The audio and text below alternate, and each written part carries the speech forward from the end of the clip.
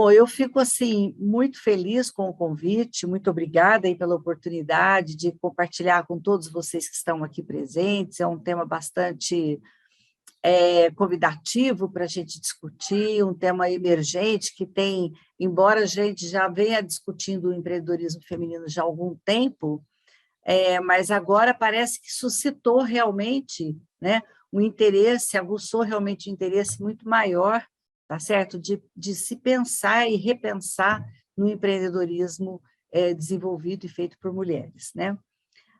Então, eu tive assim, estou aí com um prazer muito grande de contar com a participação do professor Vitor Correia. Ele é professor titular e vice-coordenador do programa de pós-graduação em administração da Universidade Paulista, mestrado e doutorado, né? Especialista convidado do GEM, do Global Entrepreneurship Monitor, de 2020, e atua com pesquisas na área de empreendedorismo de uma forma geral. O professor Vitor é bastante conhecido também na área de redes, né, e empreendedorismo social, e tem aí desenvolvido uns trabalhos orientando alunos na parte de empreendedorismo feminino. Então, me senti muita vontade de convidá-lo, né, para estar aqui comigo, discutindo essa questão, porque é uma área que, embora a gente venha trabalhando um tempo com o empreendedorismo feminino, muitas coisas ainda têm para ser pensado, discutido e desenvolvido, né? Também vamos contar com a professora Bianca Torres Scafon, uma pessoa sensacional, vocês vão gostar. A Bianca, na hora que ela puder entrar, ela está no voo, né, chegando aí, e ela é exatamente assim que funciona, né? Ela faz muitas coisas ao mesmo tempo, mas é uma pessoa que tem uma trajetória profissional muito interessante, mais de 20 anos trabalhando em empresas multinacionais de tecnologia e bens de consumo, já vivenciou muitos desafios em áreas de venda, inteligência, mercado, trade marketing também, né? Lidera pessoas com foco no desenvolvimento das suas melhores capacidades para alavancar resultados sólidos no curto e médio prazo, né? E longo prazo. A principal missão que ela se coloca, né, depois ela vai poder mostrar um pouquinho isso para vocês, é desenvolver para o mundo, de forma generosa, tudo aquilo que ela aprende, tá, ao longo da jornada dela. Ela é mestre em administração e tem muitos cursos na área em diversos cursos, em diversas atividades, né?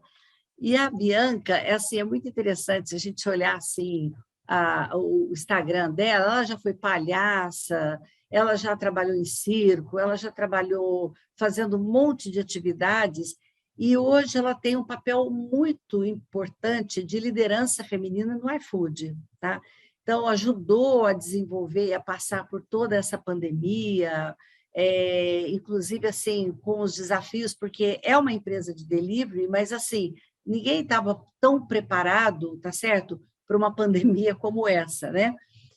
Assim, uma coisa interessante que ela vem contando para a gente, e ela vai falar mais especificamente na hora que ela estiver conosco aqui, é que as dificuldades que o iFood teve, porque não tinha fornecedores suficientes para atender a demanda, né?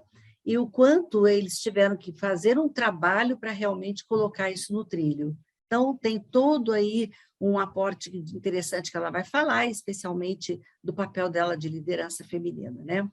Mas, conversando um pouquinho agora com o professor Vitor, né? Esse tema ele vem assim a cada ano conquistando um cenário muito relevante na sociedade, especialmente na sociedade brasileira, em torno desse protagonismo da mulher no mundo do trabalho, né? Os estudos, na sua grande maioria, eles versavam, né, e já desde 1960, que começou realmente a ter assim, um pouco mais de expressividade na academia, especialmente, né?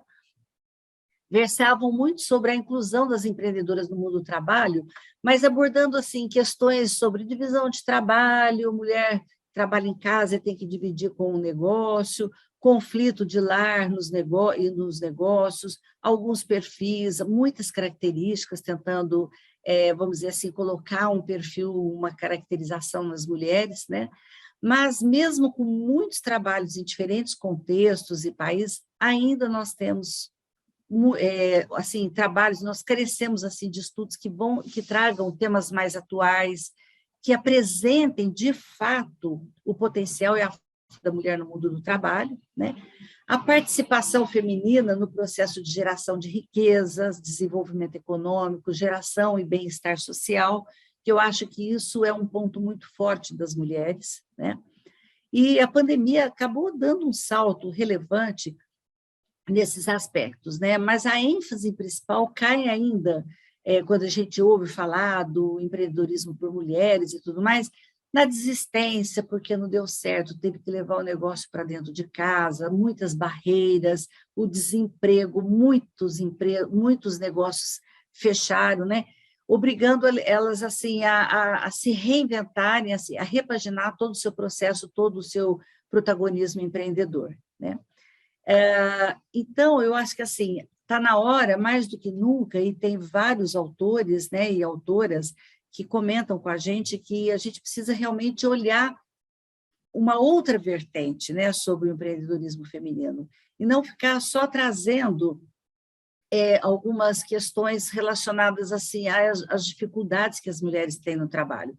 Hoje a gente já tem um contingente de mulheres com potencial muito forte nessa área de empreendedorismo feminino, né? Então, a gente tem que realmente avançar nas pesquisas, tentar entender os temas emergentes para poder realmente trazer essas questões com um pouco mais de vigor. Em 2013, eu iniciei uma pesquisa fomentada pela FAPESP, mas eu estava procurando entender as motivações que levavam os empreendedores, homens e mulheres, a se estabelecerem no entorno das arenas esportivas em decorrência da Copa do Mundo no Brasil, em 2014. E quando eu fui começar a análise com o meu grupo de pesquisa, eu comecei a identificar uma série de dificuldades e tipos de ameaças que todos os empreendedores estavam vivenciando nesse processo. E, de uma maneira muito expressiva, as mulheres, né? Tipos de ameaças diferenciadas de homens, embora os homens também tiveram muitos problemas, muitas barreiras, né? Chegamos até a desenvolver um e-book com todos os casos, e está disponível isso gratuitamente. Posso disponibilizar também aqui no chat para os assistentes aqui desse painel. Então, eu comecei a pensar aqui, poxa, ameaças, né, empreendedoras, o que isso tem a ver, né? Eu comecei a levantar literatura e eu identifiquei que tinha muito pouca coisa sobre isso.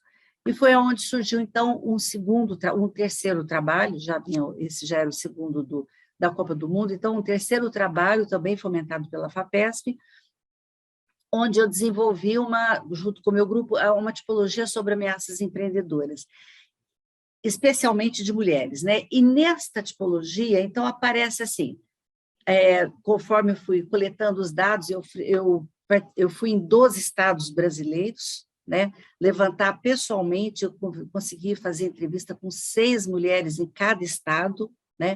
Para poder ter uma representatividade nacional. E aí, então, o que sobra, o que fica dessa tipologia? Assim, o agrupamento, porque as histórias são riquíssimas, também fiz um segundo e-book, trazendo a história das 65 mulheres, né? Também vou disponibilizar o link para vocês aqui. Então, fala muito sobre o conflito de papéis, as questões relacionadas a patrimônio, filhos, sobrecarga de trabalho, o duplo papel das mulheres e uma questão de idade, né? Isso realmente me intrigou bastante, porque as mulheres jovens que estavam à frente de seus negócios eram muito cobradas, mas espera aí, você é tão jovem, vai estar desenvolvendo esse trabalho, né? E as sêniores também, mas escuta, você tem condições de estar desenvolvendo esse trabalho, né? Mas cadê o chefe? Cadê o líder? Quem é o dono da empresa, né? Que é sempre essa questão do patriarcado que ficou muito expressivo, né? A questão do machismo, do preconceito, do assédio, sempre os donos de empresa por onde essas mulheres iam prestar seus serviços, seus negócios, né? Colocar os seus negócios à disposição, sempre perguntando, mas quem é o dono da empresa? Mas é você? Mas como assim, né? incrível como a gente viu isso, assim, quase 85, 90% das mulheres entrevistadas. Outra coisa também que a gente identificou nessa tipologia foram as ameaças afetivas, né? A questão de atuar sob pressão, o tempo escasso, os cenários muito hostis, né? Insegurança em relação às suas próprias competências, em função dessa cobrança do masculino, né? No papel ali como o executor do processo, né? E elas como coadjuvante, quer dizer, ficou uma coisa, muitos conflitos surgiram nesse sentido. E aí, alguns comportamentos de superação também a gente tentou levantar, tá certo? Tentando entender como é que vocês saíram dessa questão do patriarcado, como é que vocês superaram essas ameaças afetivas, essas ameaças dos conflitos de papéis, né? Como é que vocês saíram disso? E aí ficou bastante expressivo também um grupo, né, de comportamentos de superação, mas quero fazer um parênteses aqui, como é difícil encontrar na literatura, tá certo? Comportamentos de superação, especialmente de empreendedores, independente de ser homem ou mulher, tá? Eu tenho um grupo de alunos que estão fazendo, inclusive, revisão sistemática da literatura, tentando trazer, levantar trabalhos que possam, de uma certa forma, nos ajudar a compreender isso melhor, mas o que eu encontrei na minha pesquisa, né? Que alguns comportamentos, tipo resiliência, diálogo, flexibilidade, o equilíbrio, que é muito próprio da mulher, mais até do que do homem, isso ficou assim já, de uma certa forma, bastante expressivo na literatura, tá? Também o comportamento, na medida em que essas mulheres desenvolvem um comportamento emocional, em função até do excesso de ameaças afetivas que elas foram surpreendidas no mundo do trabalho, então precisaram realmente se cuidar, buscar ajuda, buscar terapia, né? Então, isso também foi bastante recorrente nos comportamentos de superação. Uma outra coisa que ficou bem interessante nessa pesquisa foi também o uso como um comportamento para superar essas adversidades identificadas, o uso da rede masculina, né, para conseguir as conquistas. Então, se apoiar no irmão, no pai, num tio, num sócio, tá certo?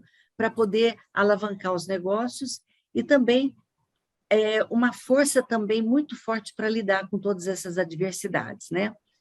Então, essa pesquisa está pronta, né, já foi feita, nós escrevemos, inclusive, um e-book, né, com todas essas 65 histórias dessas mulheres, e agora a gente pegou todo esse contexto e nós estamos desenvolvendo uma escala que também não existe na literatura nacional e internacional, uma escala de ameaças empreendedoras, tá? Com foco na mulher, mas ela também vai, assim, contribuir bastante com o empreendedorismo de homens, né? Eu estou fundamentando esta escala na psicologia, porque como a gente está trabalhando com ameaças e questões da afetividade, então a psicologia realmente tem sido o grande esteio para nos ajudar nesse sentido, e trabalhando muito o aspecto, essa dualidade do afetivo com o cognitivo, para poder entender, né? Porque são questões indissociáveis, embora uma tenha prevalência sobre outra em determinadas situações e contextos. E essas dimensões, elas estão, assim, me ajudando a entender essa questão das ameaças, quais os comportamentos que têm a surgir, né? Porque eu acredito que as mulheres fazem o mundo girar. Então, tenho mais que tentar batalhar, tá certo? Essas questões, entender um pouco melhor todo esse contexto que está acontecendo. E queria até comentar que hoje é segunda-feira, né? Quarta, quinta e sexta, nós tivemos aí um fórum de mulheres empreendedoras, que foi organizado pela Rede de Mulheres Empreendedoras, e que é coordenado, que é pela fundadora Ana Fontes. E, olha, a Bianca chegou, que legal, que delícia. E aí, nós tivemos ali dentro desse fórum 110 mil mulheres inscritas no evento. Eu nunca vi nada tão expressivo em toda a minha vida acadêmica e profissional, e nada. Foi assim, uma coisa espetacular, né? Então, Eu quis fazer esse preâmbulo aí, mostrando para vocês um pouquinho do que a gente vem discutindo, e eu queria agora passar, então, um pouquinho para o professor Vitor, até para a Bianca poder respirar um pouquinho, e o Vitor tem aí algumas coisinhas para comentar com a gente rapidinho, para depois a gente passar o foco aí para a Bianca, né, Bianca? Muito obrigada aí, Bianca. Não sei se você está no aeroporto, dentro do avião, onde é que você está? Onde você está no Eu parei aqui aeroporto? no Starbucks, peguei meu Starbucks bem vazia para poder conseguir tirar a máscara, para vocês me verem e para a gente conversar um pouco melhor. Muito obrigada pelo convite mais uma vez, professora Vânia. Imagina, o prazer é muito grande, viu, Bianca? Você é muito do coração aqui. Eu já falei muito de você aqui no começo, viu? Já te apresentei aqui, mas depois você vai falar muito também. obrigada. Bom, Tá joia, eu aguardo. Vitor, então você, meu querido, muito obrigado. Obrigado, Vânia. Eu não vou tomar muito tempo, não, até porque eu também estou ansioso para ouvir a Bianca, né? E a gentileza que ela teve de sair do avião correndo para falar com a gente. Então, eu serei breve aqui nas minhas palavras. Obrigado, Vânia, agradeço pelo convite. Quero cumprimentar aqui rapidamente o professor Martinho pela organização do evento. Então, meus cumprimentos aí a todos pela organização. Só ratificar, né, Vânia, embora homem falando aqui de empreendedorismo feminino, mas é um tema que eu adoro, que eu tenho pesquisado, e pesquisado dado a relevância, né? Eu gosto de estudar empreendedorismo, e o empreendedorismo feminino é extremamente relevante para o país, embora pouco salientado, né, Vânia? Você mesmo diz, são poucos os trabalhos, poucos os pesquisadores que procuram refletir, mas eu trago aqui um número que expressa um pouco a importância da gente melhor compreender esse empreendedorismo feminino. Só para ter uma ideia, existem 26 milhões de empreendedoras no Brasil. Gente, 26 milhões de empreendedoras no Brasil. Esse número é apenas um pouquinho abaixo dos de homens, por exemplo. De homens nós temos 28 milhões, 3 a menos do que o masculino. É muita mulher desenvolvendo empreendimentos de sucesso, ajudando a gerar economia, gerar emprego, fomentar, crescer o país. Entender o empreendedorismo feminino é fundamental se a gente está querendo pensar no desenvolvimento do país de modo geral. Quase metade de todos os empreendedores do país são, portanto, mulheres, né, Vânia? Então, não é nada fundamental, eu diria, mais compreensão sobre isso. E eu digo mais, né? Se a gente for parar para pensar, existe uma taxa, a Vânia conhece muito bem, muito melhor do que eu, aliás, é uma referência nacional no estudo do tema, existe uma taxa que a gente chama de empreendedorismo em estágio inicial.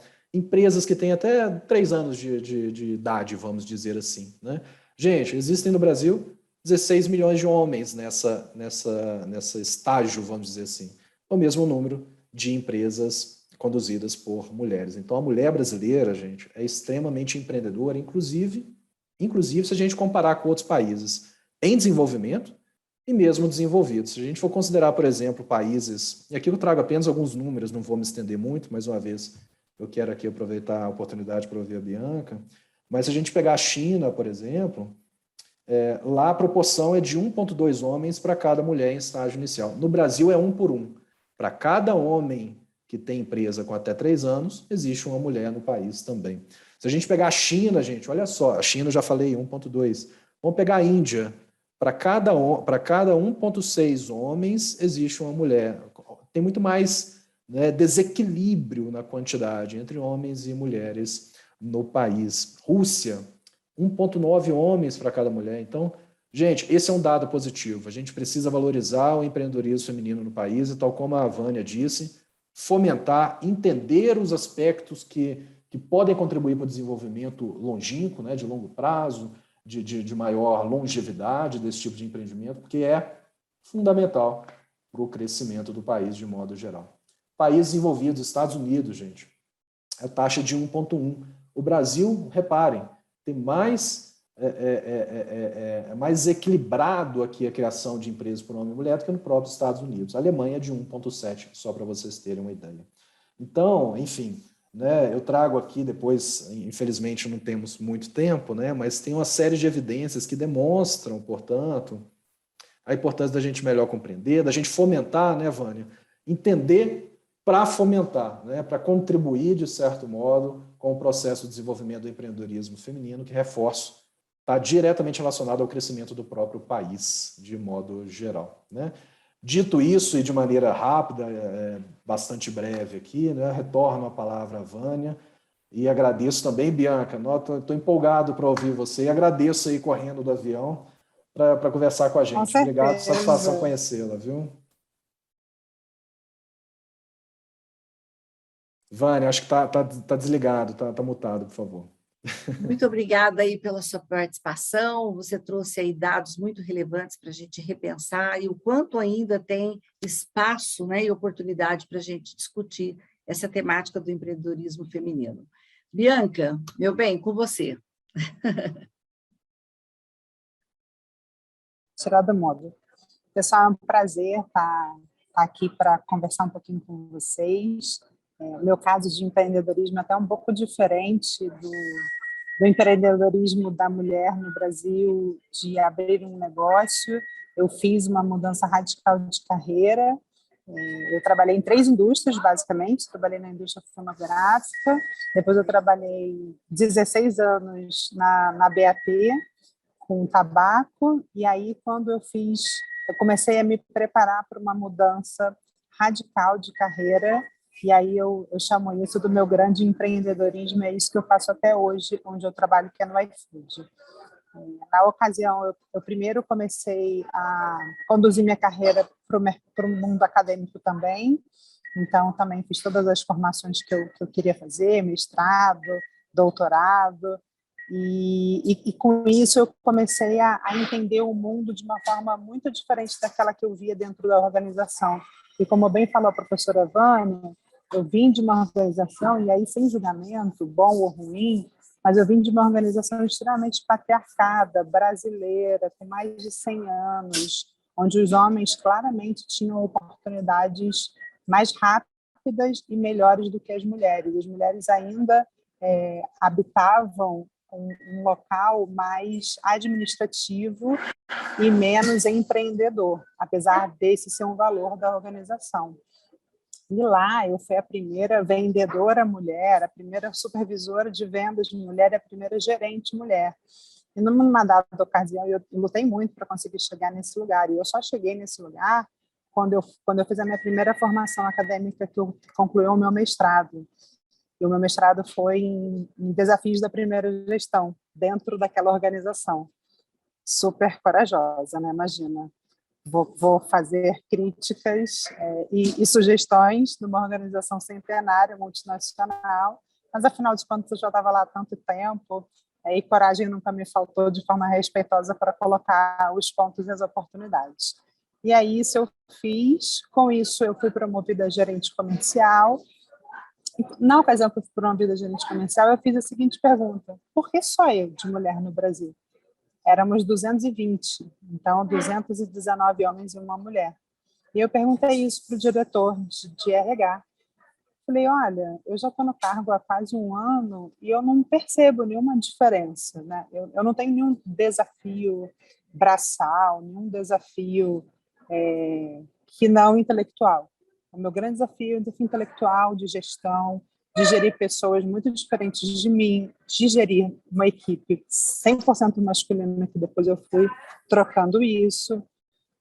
Mas esse era o meu grande desafio. E aí ele falou, não sei, né? Ficou aquele clima meio esquisito. A gente vai mudar isso, estamos mudando, você está aí por isso. Mas, de fato, nunca aconteceu. Essa mudança tão importante de ter mulheres no time, de ser um time diverso, nunca aconteceu. E aí eu falei, bom, é uma estrutura corporativa, mais uma vez, né, não tem certo e errado, mas é uma postura que não combina comigo, não combina com os meus valores, não combina com tudo que eu me preparei e me capacitei nesses 16 anos. E aí eu recebi a proposta para vir trabalhar no iFood, que, na ocasião, ainda era uma startup, ainda era uma empresa relativamente pequena, no início de 2019. De lá para cá, a empresa dobrou de tamanho, de número de funcionários, e muita coisa aconteceu. Mas a minha maior colaboração enquanto empreendedora, mesmo sem ter um negócio próprio no iFood, foi construir praticamente toda a área comercial, do Norte, Nordeste e Centro-Oeste. Nessas regiões não tinha equipe, não tinha equipe de vendas, não tinha equipe de coordenação. Então, a minha grande contribuição foi construir esses times e construir esses times de uma forma diversa, como eu gostaria de ter visto. E essa é uma dificuldade, porque por mais feminista, estudada e acadêmica, a gente tende a repetir, e aí foi muito legal que a professora Vânia falou, né? A gente tende a repetir o psicológico, aquilo que a gente sempre viu, mesmo sabendo que esse não é o nosso valor.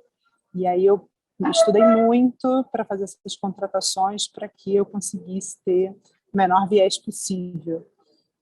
E aí deu super certo, contratei pessoas diversas, homens, mulheres, negros, trans, gente capacitada para fazer as posições que eu precisava.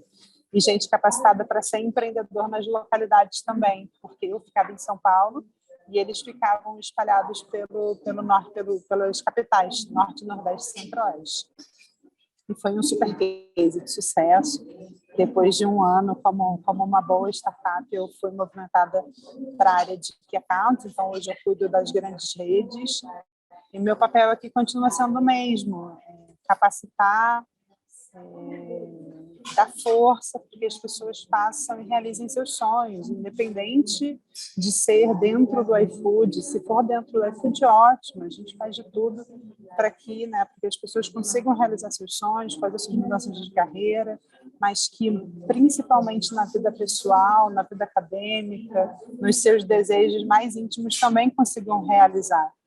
Principalmente as mulheres que fazem dupla, tripla jornada, então tem filhos, tem casa para cuidar, ou tem pais para cuidar, tem um trabalho para tocar, tem uma jornada bem mais pesada. Então, o meu papel aqui, além de ajudar os parceiros restaurantes a prosperarem, é entender, mesmo que nas entrelinhas, as necessidades das pessoas para que elas também prosperem, para que elas também consigam empreender e fazer da vida delas uma vida mais próspera, mais bacana, que faça mais sentido.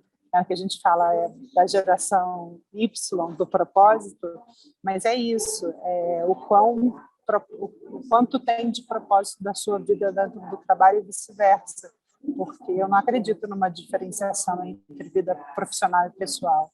Acho que a gente investe muito tempo da nossa vida trabalhando, estudando, dando palestra e atuando mesmo na empresa que a gente trabalha. Eu também dou aula na Faculdade de Estácio do Rio de Janeiro, agora online, facilitou muito.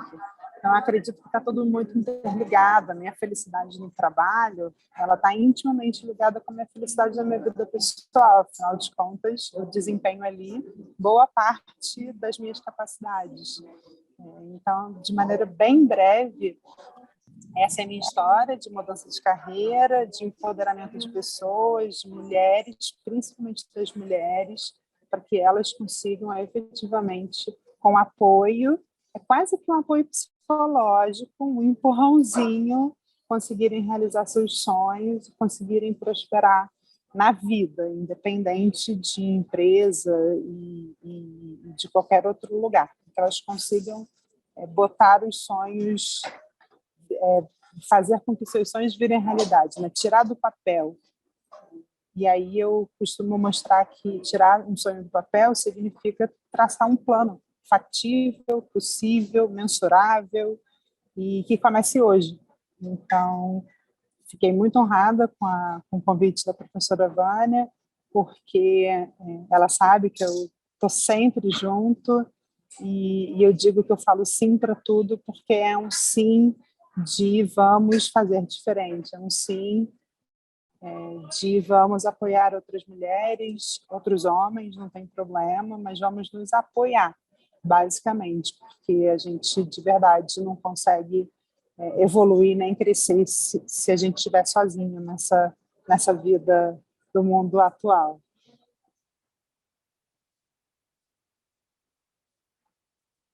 Perguntas, Bianca, gente, curiosidades. A sua história é muito inspiradora, sabe, Bianca? A gente não tem nem o que falar, por isso que eu nunca consigo fazer alguma coisa. quando eu falo em empreendedorismo ou em liderança de mulheres, né, essa coisa forte, não me vem outra pessoa na cabeça, embora tenhamos muitas mulheres que realmente revolucionam o mercado, que ajudam, mas você tem uma simplicidade para contar isso para a gente. Eu já contei para o pessoal que você já foi palhaça, você já trabalhou num monte de lugar, que você já superou tantas coisas, né, Bianca? Então, isso realmente faz de você uma pessoa muito especial, né? A gente tem pouquíssimo tempo para estar conversando, mas se alguém quiser abrir o microfone para falar um oizinho só, porque eu acho que a gente nem vai ter muito tempo para isso, temos mais 4 minutos. Vitor, quer fazer algum comentário em relação à professora Bianca? Só parabenizar pela trajetória, né? E uma pena que a gente não possa ouvi-la mais, mas deixar aí aberto para quem quiser manifestar e agradecer mais uma vez aí pelo convite. Ok. Alguém mais? Que aí Acho a que gente... Liana gostaria de comentar. Estou vendo a mão levantada aqui, pelo menos. Muito obrigada pela palavra. Amei estar aqui com vocês.